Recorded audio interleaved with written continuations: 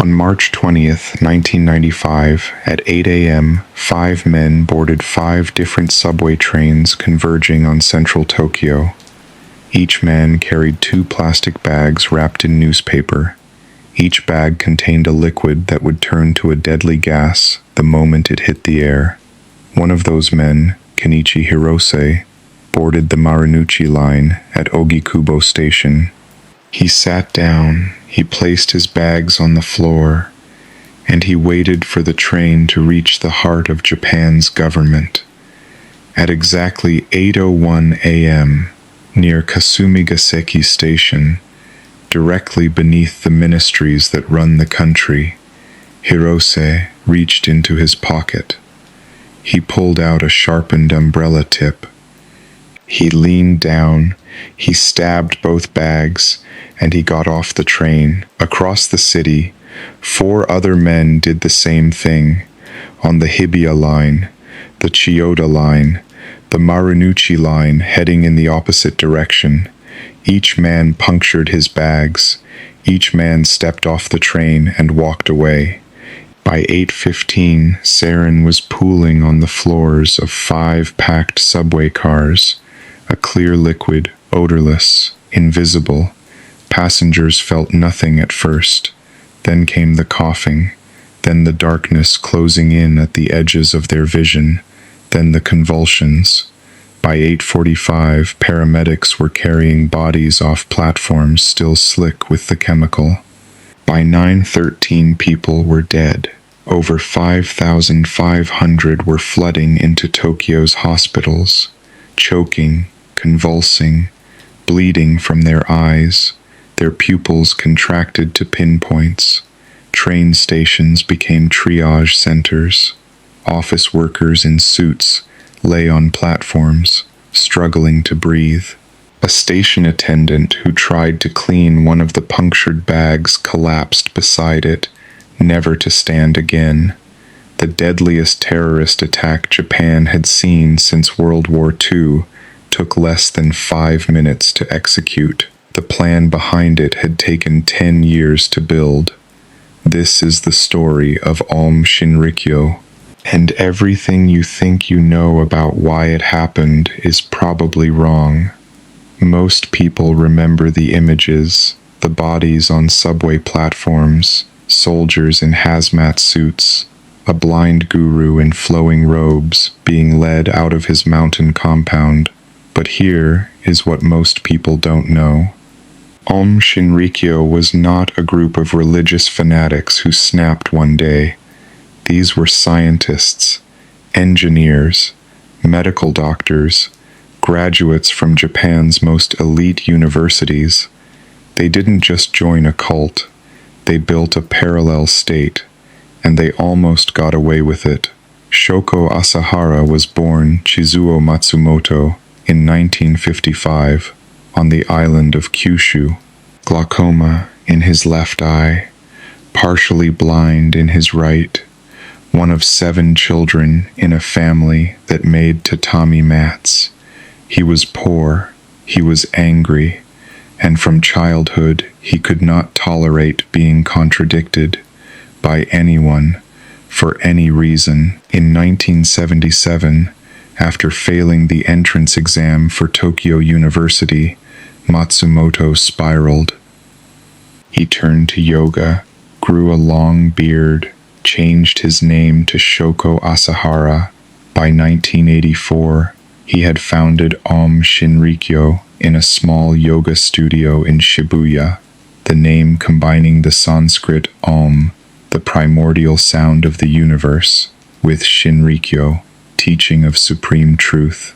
And then, something remarkable happened. Brilliant people began arriving. By 1990, Aum had recruited Hideo Murai, an astrophysicist from one of Japan's top research institutes, Seiichi Endo, a molecular biologist who had studied viral genetics at Kyoto University, Masami Tsuchiya, a chemist with advanced degrees, Ikuo Hayashi, a cardiovascular surgeon, dozens of graduates from Waseda, from Tokyo University, from Japan's most elite institutions, scientists who had been slowly, methodically convinced of one thing: the world was ending, and they alone could survive it. In 1990, Asahara ran for parliament. He and 24 followers campaigned under the banner of Shinrikyo, the Supreme Truth Party. They wore white robes. They wore giant papier-mâché masks of Asahara's face. They sang songs about salvation in the streets of Shibuya. They lost, badly. Asahara received fewer than 2,000 votes. The humiliation was absolute, and for a man who could not tolerate being contradicted, a man whose entire identity was built on the belief that he was chosen, this was not just a political defeat. This was proof that the world had rejected him, and if the world had rejected him, the world deserved what came next. After the election, Asahara stopped pretending to work within the system. Democracy was corrupt. Japan was beyond salvation. They would seize power by force, and he had the scientists to help him do it. Now, here is the part that should make you uncomfortable. Asahara didn't just predict the apocalypse. He built a timeline, a countdown clock. He told his followers that by 1997, just 2 years away, a nuclear war between Japan and the United States would kill 90% of the human race. The only survivors would be those inside Aum's compounds, protected by gas masks, chemical suits, and underground bunkers. The cult published this in journals they created themselves. They bought property across Japan, in Australia, in Russia. They opened a Moscow office and began broadcasting Russian-language radio. They amassed an estimated 30,000 to 50,000 members worldwide, assets worth over $1 billion. This was not a handful of fanatics in a basement. This was an organization with a bioweapons laboratory, a chemical factory, and a detailed plan to overthrow the Japanese government. The first person Aum Shinrikyo killed was not a stranger. He was a man trying to save his own family. In 1989, Tsutsumi Sakamoto, a 33-year-old lawyer, was building a class action lawsuit against Aum on behalf of families whose children had joined the cult and been stripped of their savings. He went public. He gave interviews. He appeared on television. He was winning. Sakamoto had done something courageous that few others dared to do. He had looked at Aum Shinrikyo, already powerful, already wealthy, already protected by its religious status, and said no. On November 4th, 1989, 6 Aum members broke into Sakamoto's apartment in Yokohama at 3 o'clock in the morning. They held him down. They injected him with potassium chloride. Then they did the same to his wife, Satoko. And then, because there could be no witnesses, they injected their 14-month-old son, Tatsuhiko, a toddler, injected with a chemical that stopped his heart. They buried the 3 bodies in 3 different prefectures, separate locations, separate graves, as if the family had never existed. For 6 years, nobody found them. The disappearances were treated as a mystery. There was no evidence linking Aum to the crime. The police had nothing, and Asahara learned something from this. He learned that the Japanese system, built on order, on procedure, on the assumption that mass violence against civilians was not conceivable, had no mechanism to stop him. He had murdered an entire family in cold blood and faced no consequences. So he escalated. Throughout the early 1990s, Aum was building weapons. attempting to manufacture assault rifles, trying to acquire a military helicopter, traveling to Zaire during the Ebola outbreak, reportedly hoping to obtain samples of the virus, and in 1993, within a facility code named Satien 7, a sprawling compound in the mountains of Kamikuishiki, they began producing sarin gas on an industrial scale. Sarin is a nerve agent originally developed by Nazi scientists in 1938.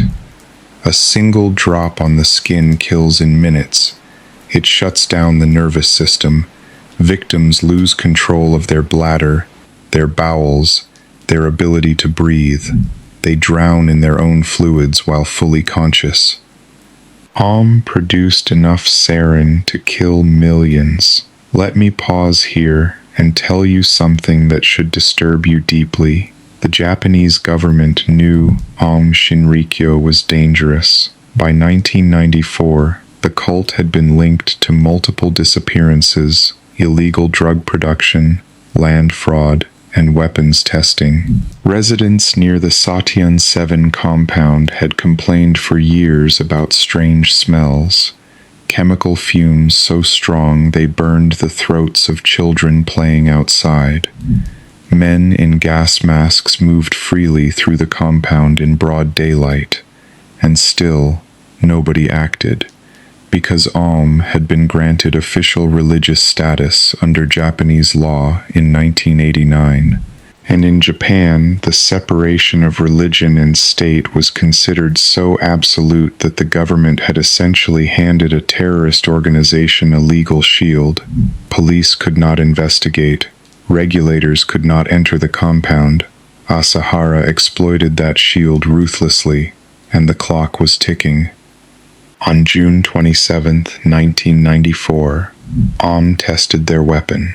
In the city of Matsumoto, a refrigerated truck drove slowly through a quiet residential neighborhood. The back contained a heating device and a fan. Inside, Aum members activated a chemical reaction that released a cloud of sarin into the night air. The cloud drifted over sleeping houses. It settled on the neighborhood. 7 people died in their beds. Over 500 were injured. Police initially suspected a local businessman, a man with no connection to any crime, whose name was dragged through the press for months. The real perpetrators watched from their mountain compound, undetected, for 9 more months. March 20th, 1995. Monday morning, rush hour. Tokyo's subway system carried over 6 million passengers daily. The trains were so crowded that attendants physically pushed commuters into the cars. 5 teams, 5 trains, 5 punctured bags. On the Hibiya line, a bag leaked sarin onto the floor near Tsukiji Station. Passengers began coughing. People closest to the liquid collapsed. The train continued to the next station, and the next. Doors opened. Fumes poured onto platforms. New passengers boarded, breathed the air, and the cycle continued. On the Chiyoda line, 2 station attendants died, trying to remove a punctured bag. They didn't know what they were touching. On the Marunouchi line, a train carrying one of the sarin packages reached its terminus at Ikebukuro Station. No one had noticed. The train was turned around. It headed back into central Tokyo with the sarin still leaking. Kasumigaseki Station, directly beneath Japan's Ministries of Finance, Foreign Affairs and Justice, became a field hospital. Men and women in business suits lay on the ground, some convulsing, some completely still.